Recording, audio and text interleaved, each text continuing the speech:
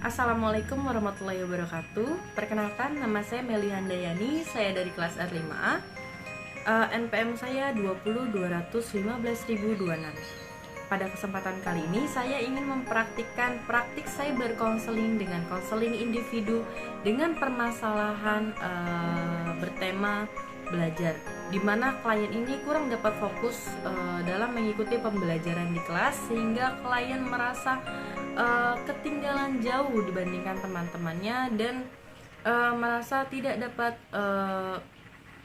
mengikuti pembelajaran dengan baik, sehingga klien ini merasa malu, merasa menutup diri dan merasa tidak dapat mengembangkan potensinya, sehingga masalah yang terjadi dengan klien ini sangat menghambat perkembangan klien itu sendiri, dan klien ini mendatangi seorang konselor untuk mencari jalan keluar dari permasalahan yang dia hadapi. Dan konseling ini bertujuan untuk menyelesaikan masalah dari klien agar klien dapat menemukan jalan keluar dari permasalahan yang dia hadapi dan dapat memandirikan klien. Jadi selanjutnya saya akan tampilkan video praktik cyber counseling bertema permasalahan belajar. Jadi silakan menyaksikan.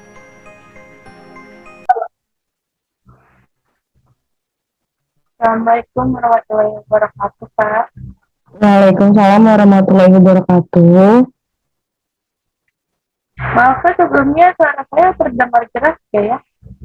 Terdengar suaranya. Ya. Terima kasih, Bu. Tampaknya nih seperti ada sesuatu nih yang penting nih sehingga kamu tuh menemui saya hari ini ya. Iya nih, Bu. Baik, sebelumnya itu Ibu akan memperkenalkan diri nih. Apa kamu udah kenal nih sama Ibu? Kenal sih, Bu, kenal muka aja, tapi belum pernah ketemu. Oh baik, sebelumnya Ibu akan memperkenalkan diri dahulu ya, supaya kita juga melakukan sesi konseling ini dengan berjalan dengan baik. Nah, perkenalkan nama Ibu Meli Handayani. Ibu lulusan S1 Universitas Indraprasta PGRI. Ibu ini dari jurusan bimbingan dan konseling, dan Ibu di sini sebagai konselor. Kalau boleh tahu, Ananda ini namanya siapa ya? Nama saya Liza Nurmaya, Bu. Kelas 10, jurusan akuntansi. Jurusan akuntansi ya. Kamu biasanya dipanggil siapa? Panggil apa aja, Bu, nggak apa-apa. Liza, Bu. Liza ya, iya panggilnya namanya Liza ya. Baik, sebelumnya ini apa kamu pernah melakukan proses konseling di sekolah atau di luar? Kalau konseling mungkin sama guru BK, cuma nggak kayak privat kayak gini sih. Baru pertama kali. Belum melaksanakan secara cyber ya. Ini kita itu lagi melaksanakan cyber counseling ya. Jadi dilakukan itu melalui online seperti yang kita lakukan sekarang melalui Zoom ya. Oke. Selanjutnya Ibu ini akan menjelaskan terlebih dahulu tentang bimbingan dan konseling. Bimbingan dan konseling ini adalah proses tatap muka yang terjadi antara dua orang yang terdiri dari konselor, yaitu kakak, yaitu ibu, dan kamu sendiri sebagai kliennya ya. Nah, di dalam bimbingan ini terdapat 3 asas yang harus kamu ketahui nih. Nah, yang pertama itu terdapat asas keterbukaan, di mana di sini kamu itu harus terbuka untuk menceritakan semua permasalahan yang kamu miliki tanpa ada rasa menutup-nutupi. Paham? Dan yang kedua ini terdapat asas kesukarelaan, di mana kamu ini harus sukarela untuk menyampaikan semua jenis permasalahan yang sedang kamu alami. Dan yang ketiga ini asas kerahasiaan, di mana di sini saya sebagai konselor akan merahasiakan segala permasalahan yang sudah Ananda ceritakan kepada saya. Apabila sudah paham tentang, apa kamu sudah paham nih tentang bimbingan dan konseling beserta asas-asasnya? Udah sih, Bu. Apa ada yang ingin ditanyakan? Nggak ada. Baik, sekarang Ibu mau tanya, apakah kamu ini ingin menyampaikan sesuatu permasalahan yang sedang kamu alami yang menurut kamu menghambat perkembangan kamu nih, yang sangat menghambat kegiatan kamu, keseharian kamu gitu. Jadi kamu datang ke Ibu untuk melakukan sesi konseling ini.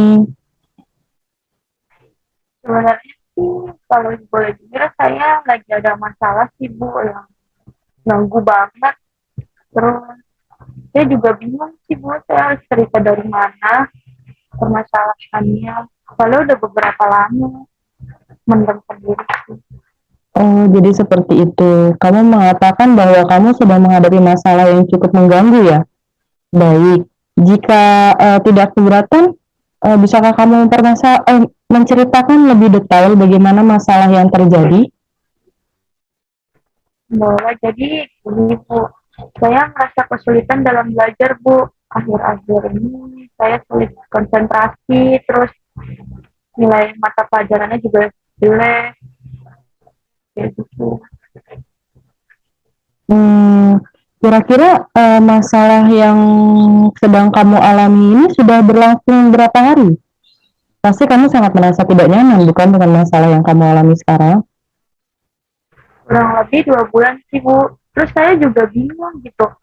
Terkadang malu sama teman-teman kelas, kayak nilainya jelek sendiri gitu. Jadi begitu ya, kamu tuh merasa kesulitan belajar ya. Lalu, kalau boleh Ibu tahu, apa yang menyebabkan kamu tuh timbul perasaan seperti itu? Dan kamu juga tadi, Ibu dengar-dengar kamu malu ya dengan teman-teman kamu ya?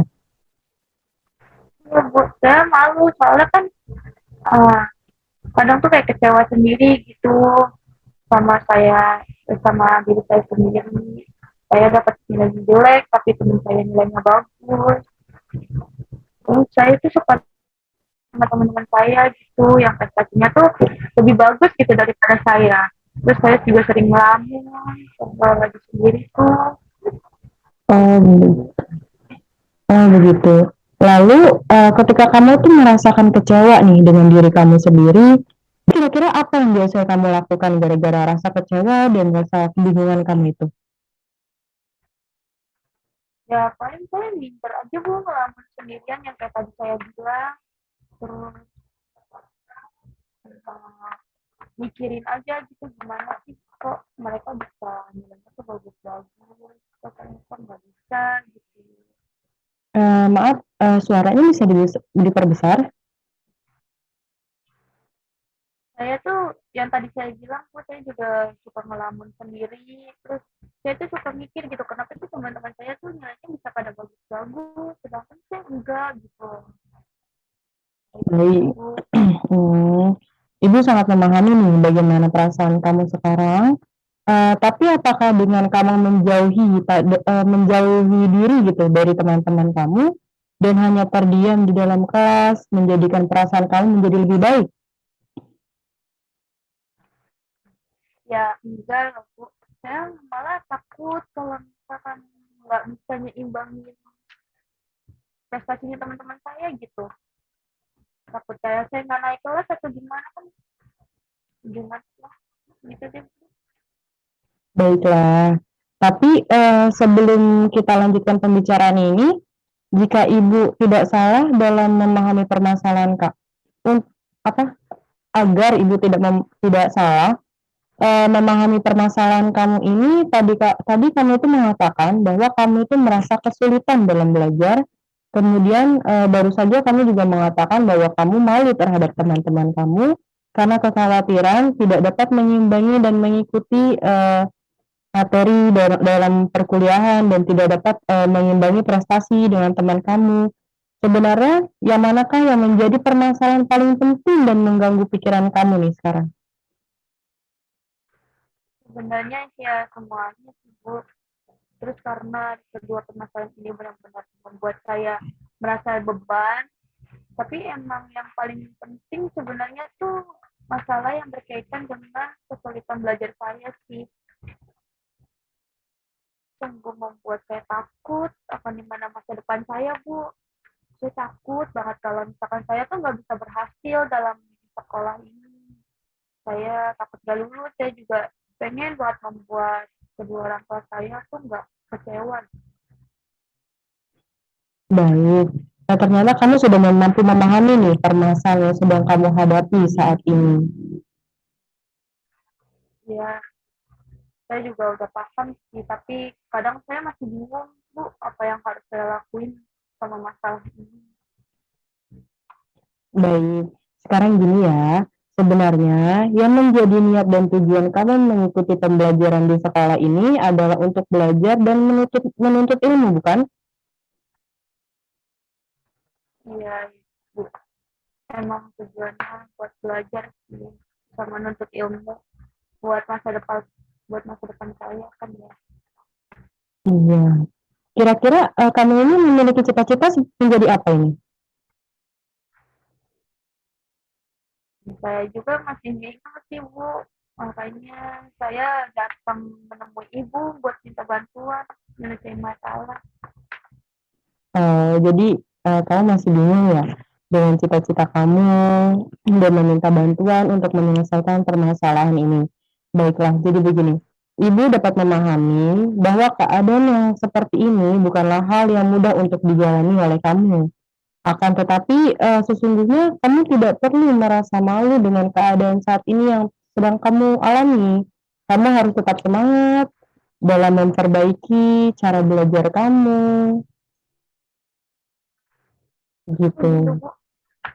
Iya, Nah, karena cobalah sekarang kamu coba nih kita pikirkan nih ya dan merenungkan hal ini bersama-sama. Kamu kan masih diberi kesempatan untuk mengikuti pembelajaran di sekolah. Bukankah itu hal yang sangat luar biasa? Tidak semua orang memiliki kesempatan itu. Banyak sekali orang-orang di luar sana yang tidak dapat melanjutkan pendidikan.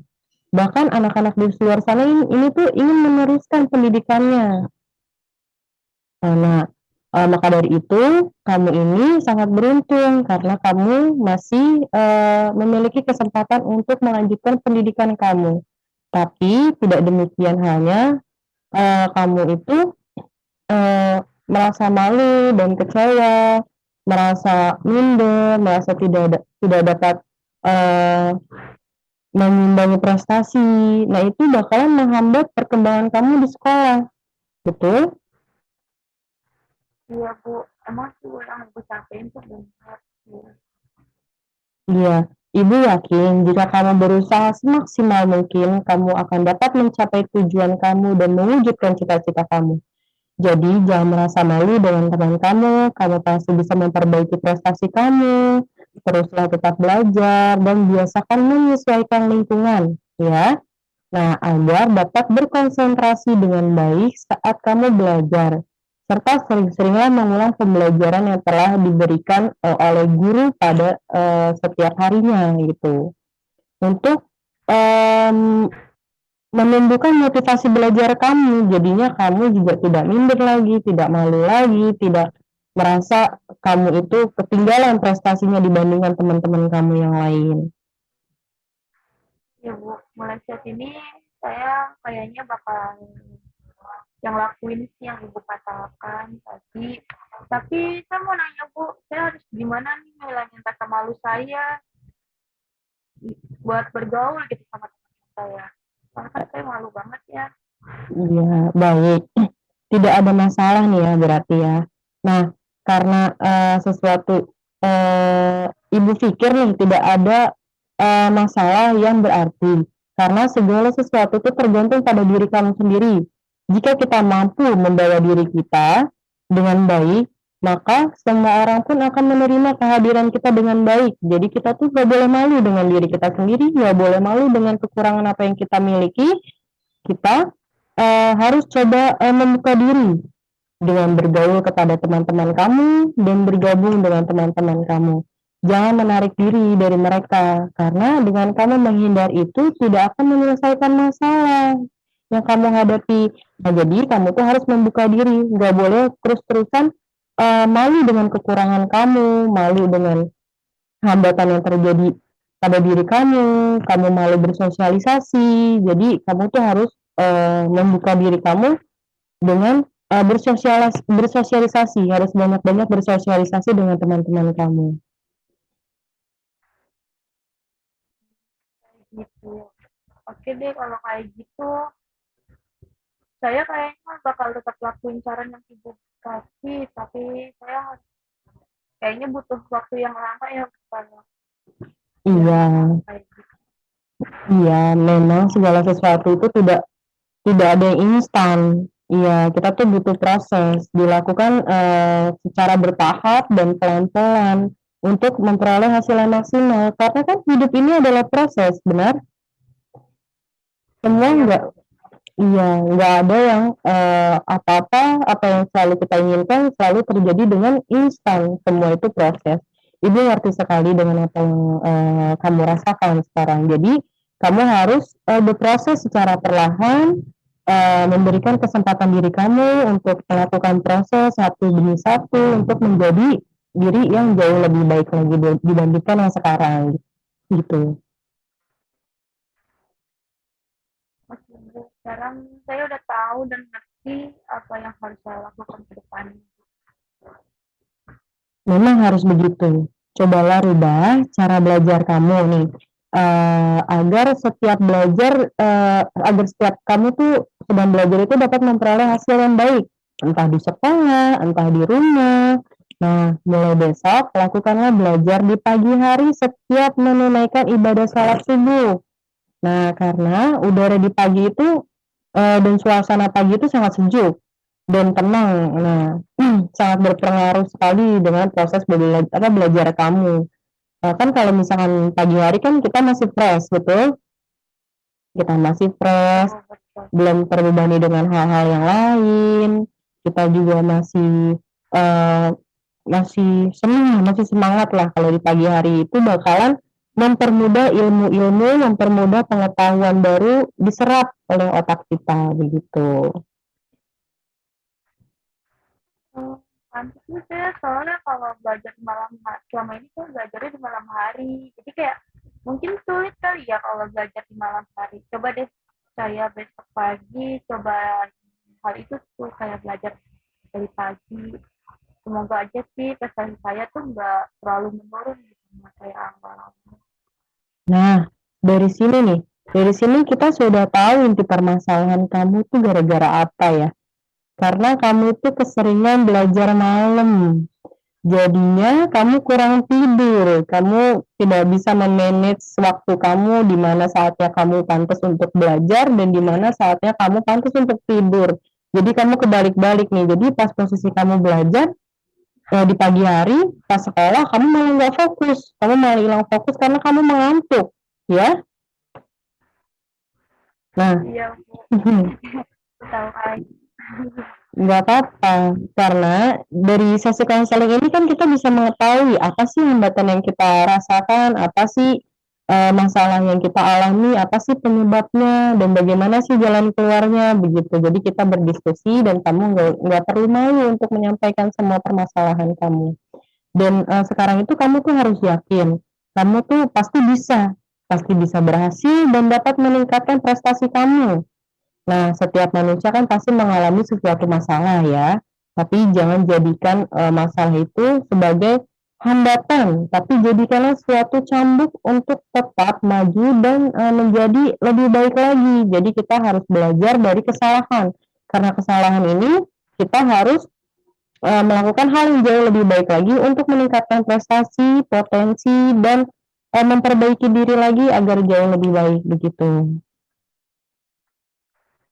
Hmm. Ya Bu, benar sih yang Ibu katakan tadi.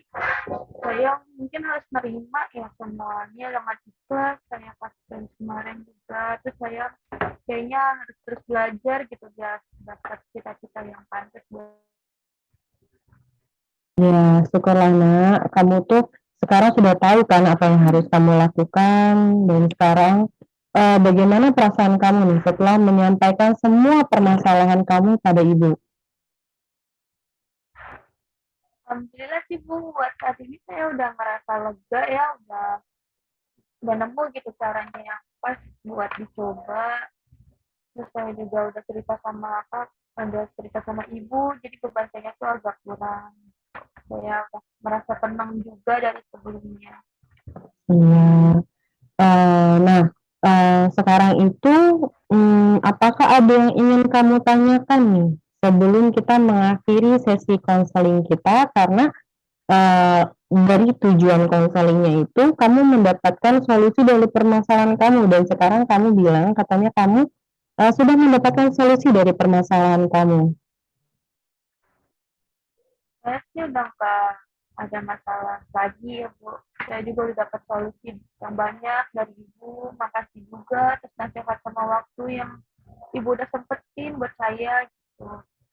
Tapi kebetulan kayaknya saya harus pamit juga Bu. Soalnya masih ada tugas yang harus diselesaikan buat deadline besok. Baik, Ibu juga sangat berterima kasih karena kamu sudah bersedia untuk menceritakan semua permasalahan kamu dengan Ibu, dan Ibu juga sangat merasa dihargai karena kamu telah datang kepada Ibu untuk menyelesaikan permasalahannya, dan semoga sesi konseling kita hari ini sangat bermanfaat juga untuk kamu sehingga kamu dapat menyelesaikan masalah kamu, sehingga kamu juga dapat mengembangkan potensi serta prestasi kamu, dan tidak menghambat kegiatan kamu ya, karena kan masalah yang kamu alami ini sangat menghambat perkembangan kamu juga. Jadi Ibu harap dengan dilaksanakan konseling ini, kamu itu mendapat jalan keluar dan dapat mengembangkan potensi kamu, dan sangat bermanfaat juga bimbingan dan konseling yang telah kita lakukan untuk kehidupan kamu sehari-hari ya. Ya Bu. Baik, Makasih ya Bu udah mau cerita saya. iya, sama-sama. Ibu juga sangat berterima kasih kepada kamu ya. Ya, Baik, jika sudah tidak ada yang ingin ditanyakan, kita akhiri aja sesi konseling kita hari ini ya. Ya, wassalamualaikum warahmatullahi wabarakatuh.